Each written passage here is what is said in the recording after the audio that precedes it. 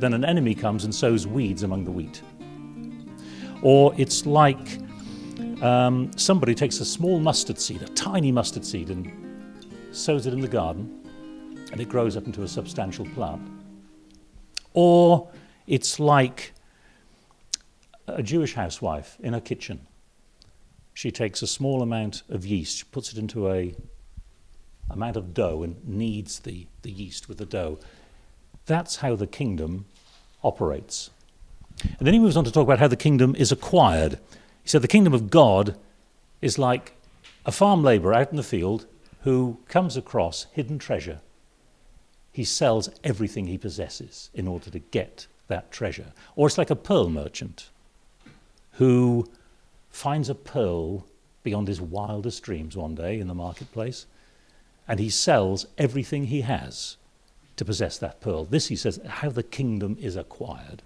And then finally, he says, this is how the kingdom will be consummated at the end of the age. This is verse 47. I just want to read this parable to you. Again, the kingdom of heaven is like a net that was thrown into the sea and caught fish of every kind. When it was full, they drew it ashore, sat down, and put the good into baskets, but threw out the bad. So it will be at the end of the age. The angels will come out and separate the evil from the righteous and throw them into the furnace of fire, where there will be weeping and gnashing of teeth. So, 7 parables of the kingdom, how the kingdom's given, how the kingdom operates, how the kingdom is acquired, and how finally the kingdom will be consummated at the end of the age. But that final parable that I just read, the parable of the fishing net, is, I think, the least familiar parable to many people. People give a list that they probably wouldn't name this one, which is odd, really, because that 7th parable, well, it's the 7th parable, the 7th of 7 parables. It's actually the climax of what Jesus wants to talk about. So I'd like us to take a closer look at this 7th parable about the fishing net. Now, in order to understand it, it's helpful for us to remember that in the time of Jesus, fishermen in the time of Jesus used 2 quite distinct kinds of fishing net. The first kind of net was a casting net. This is a relatively small net. It was roughly circular in shape, and around the outside of the net they had lead weights. And the fisherman here would be standing in the prow of the boat and going through the lake, seeing a shoal of fish which interested him. He would take the net and throw it out so that it unfurled to its fullest extent. The net would hit the water and then be dragged down quickly by those lead weights on top of the fish. He'd then get a cord, pull up that fishing net, and the lead weights would come together at the bottom, catching the fish inside. But it's important, in order for us to understand this parable, that this is not the kind of fishing that Jesus was talking about. He's talking about a different kind of fishing. He's talking about specifically using a drag net. Those Greek scholars here this evening will know the word, sagene. Right, Sam? Sagene, right? Which means specifically a drag net. And a drag net is not a casting net. A drag net was used in more than one way. One way they used it was a much larger net, and a fisherman would row a boat to shore, dragging the net behind the boat, and it would gather up everything in its path. Or they'd have 2 boats, and they'd put a large net between the 2 boats. Both of those boats would be rowed to the shore, and it would gather everything in its path as it went in. And Jesus says this kind of fishing, that particular kind of fishing net, that is just like the kingdom of God. But what exactly does a dragnet tell us about the kingdom of God and how it will be consummated at the end of the age? Well, a dragnet is obviously, it's not a casting net. A casting net is targeted fishing. The fisherman goes looking for what he wants, and when he sees what he wants, then he throws in the casting net. But a dragnet isn't targeting fishing. It's totally indiscriminate. A dragnet just catches everything in the path of that net. A dragnet catches all kinds of fish, good, bad, and ugly. All right? Some of you were looking at me when I said that, I'm not quite sure. But there are 36 species of fish in the Sea of Galilee, and any one of them can find their way into a dragnet. But a dragnet is even more indiscriminate than that, because a dragnet doesn't just catch fish, it catches anything in its path.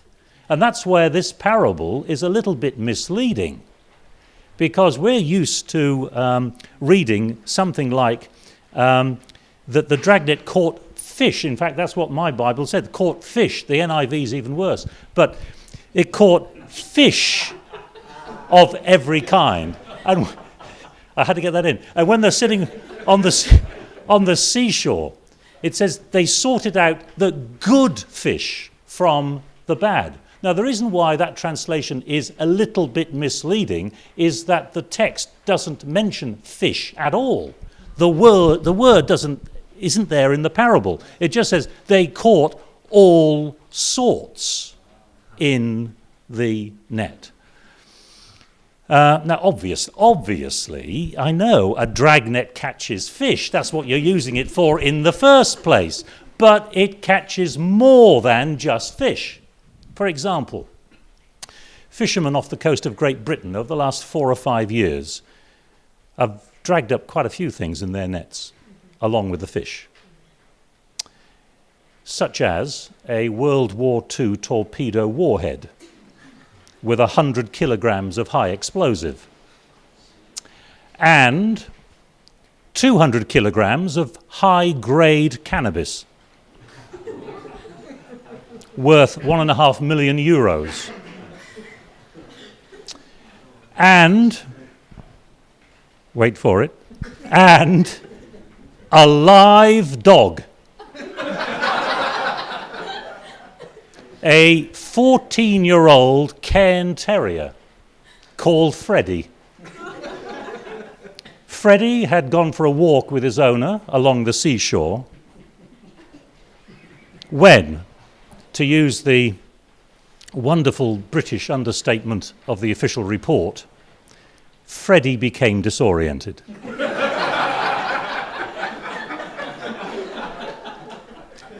And was fished up in a dragnet 2 kilometres out to sea. But perhaps the most surprising catch of all, in my mind, the most surprising catch of all, I think, a married couple.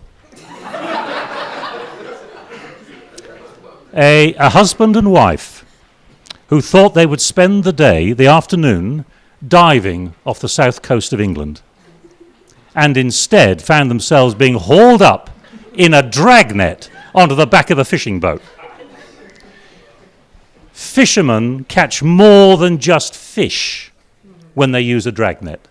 And that, I think, is part of what Jesus is trying to say. They caught all kinds of stuff. And that's just like the kingdom of God. Now, if we've been reading Matthew's gospel from the beginning, we shouldn't really be surprised at that, because you know, at the beginning, when he meets the disciples, he says to them in Matthew chapter 4, I will make you fishers of men. I'll make you fishers of humanity. And Jesus is telling this parable sitting in a boat. He has to be in a boat because there's so many people wanting to listen to him.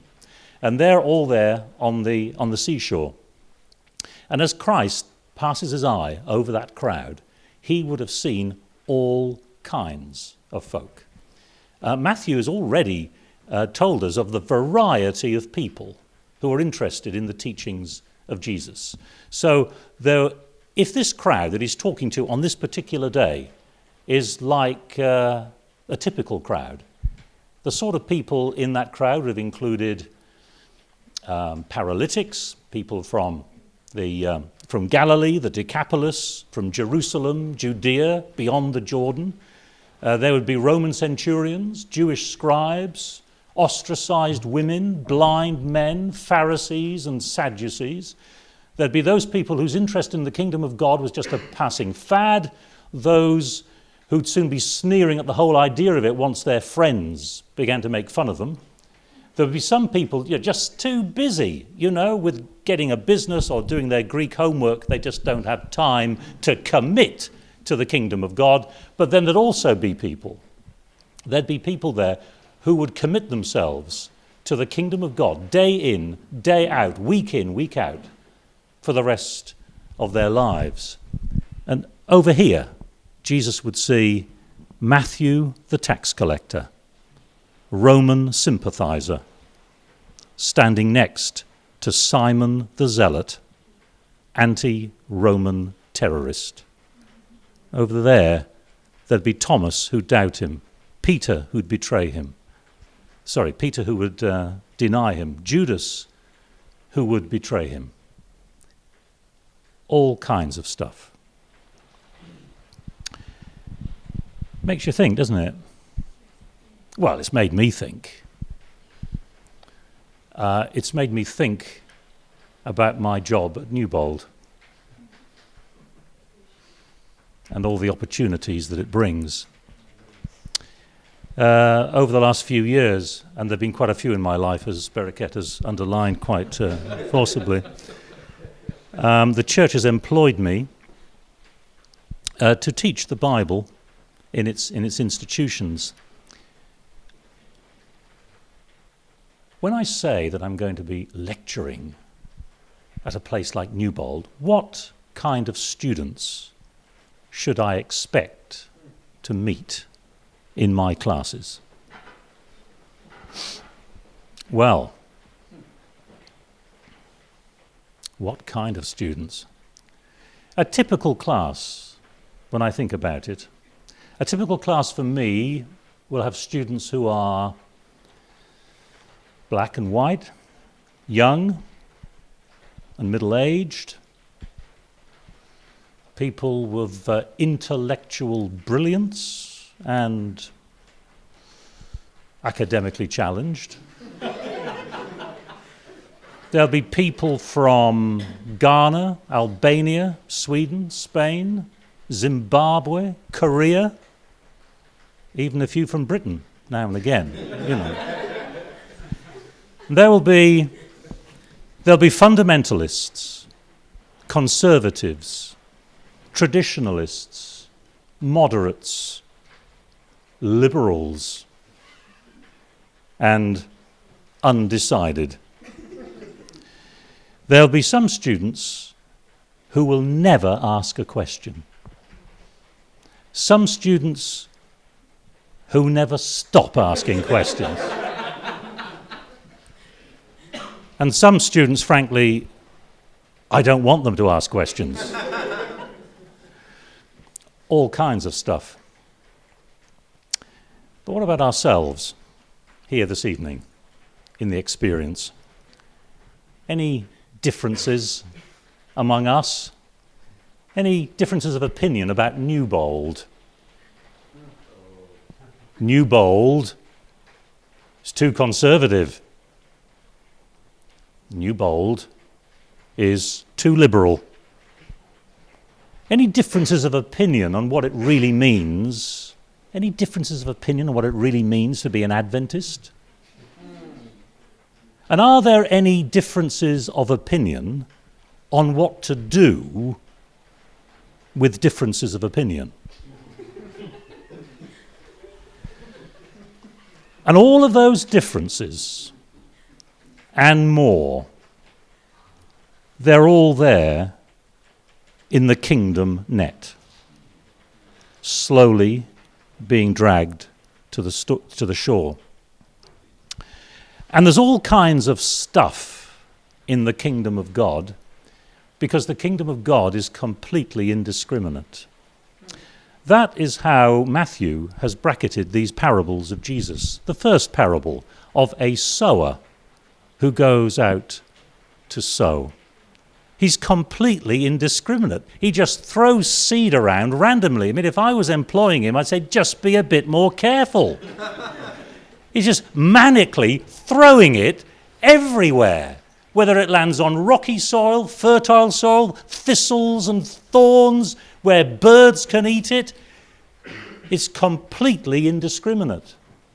And the final parable, the parable of the fishing net, the dragnet catches everything in its path. It's completely indiscriminate. That's what the kingdom of God is like. It's like a sower sowing everywhere. It's like a net catching everything.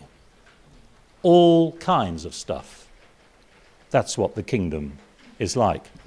Because, and here I give you my SNDT, for those of you who've been struggling to find it so far.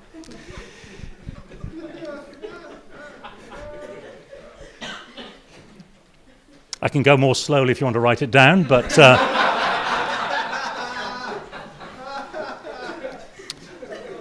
that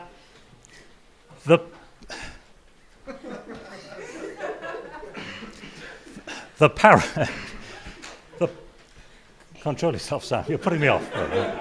The parable of the fishing net teaches that the consummation of the kingdom at the end of the age, when the judgment takes place, will reveal just how indiscriminate the kingdom has been right up to the end. And some of you, now that I've given you the SNDT, are likely to say, is that it? I mean, a parable simply telling us there's all kinds of stuff in the kingdom. Well, no wonder this parable isn't that well known if that's all you're going to tell us. But I don't think Jesus wasted his time telling us parables of no consequence. He clearly told it because he thought it was important. And no sooner as he told this parable that he turns to his disciples and says, do you understand all that? I know the feeling, okay, when he says that. So, on the one hand, this parable speaks to those of us who don't like diversity. We don't like it. That's for those of us who think that the kingdom of God is all about all of us marching in step, goose-stepping our way to the kingdom gates, never deviating to the left or right, and having all of the church discipline to ensure that that's how it happens. No, said Jesus. In the kingdom of God, there's all kinds of stuff. But on the other hand, this same parable also speaks to those of us who rather like diversity, who rather think it's a good thing. In fact, the more diversity, the better, in what we believe and in what we do and how we define our lives, the more the better. In fact, if you want to try to say it really does matter what you believe and do, brother, sister, that really shows a complete lack of spirituality on your part. The broader, the wider, the better. No, says Jesus. No, there will be a judgment at the end of the age. There will be weeping and gnashing of teeth. It really does matter what you believe and what you do. Now, I've had an opportunity over the last, I don't know how long I've been talking, but probably too long, but 20 minutes or so.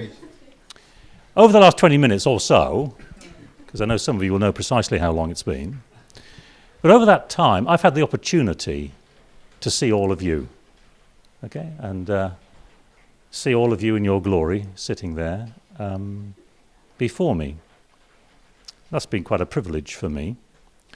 But I would like now to ask you to take a moment to look at yourselves. That is, to look at the group. So I think the best way to do this is if you stand up, okay? I'm coming towards the end now, all right? So stand up and look around, turn around and just have a look at the people who are here, all right? And first of all, I'd like you to do, an easy thing. First of all, take a look around the room and just observe anybody there who might be a different colour than you are. just to begin with, right? And then somebody who may be of a significantly different age than you. You can all look at me for that. But some people who aren't, just the same age as you are.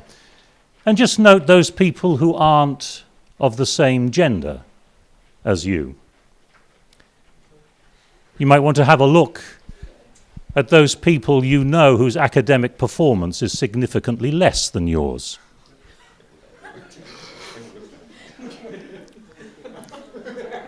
And those, you're sorry to say, significantly better than yours. Okay? But now I'd like to make this a little more difficult, maybe. Just look around and just remind yourself of the folk you're looking at. Just observe the people that you get on with, and those you don't.